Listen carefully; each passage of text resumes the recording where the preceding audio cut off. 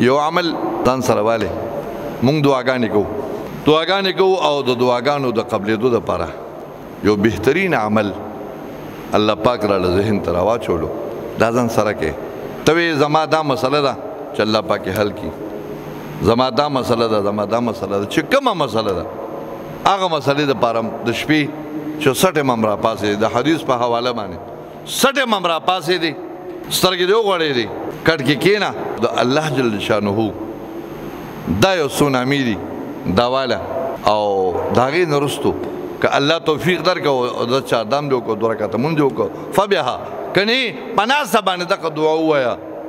لا اله الا الله وحده لا شريك له له الملك وله الحمد وهو على كل شيء قدير سبحان الله والحمد لله ولا اله الا الله والله اكبر دغه الفاظ ووایه یا الله زما دا مسله ده ابله دې عمر صاحب بیان کې ویل کا د الله نمونه والا او الله ته ویل الله زما دا سیس پکار دی مال راکا ځکه بل څوک ورکول ولا نشته دی کنه ستا موبایل پکار دی و یا الله دا وظیفه مې وکړه یا الله مال خښته کولې ګران قیمتي موبایل ده الله نه غواړي الله په وخت خوشحالي نو د شپې جسد هم راپاسې دی سټ هم سترګې وغوړېدې نو کټ کې کښېنه او لا اله الا الله وحده لا شريك له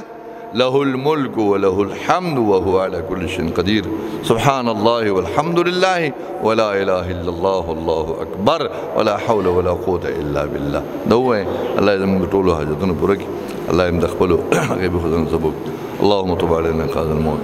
وسهل علينا سكرات الموت والحمد لله عند الموت اللهم اعنا على ذكرك وشكرك وحسن عبادتك اللهم وفقنا لما تحب وترضى يا أول الأولين ويا آخر الآخرين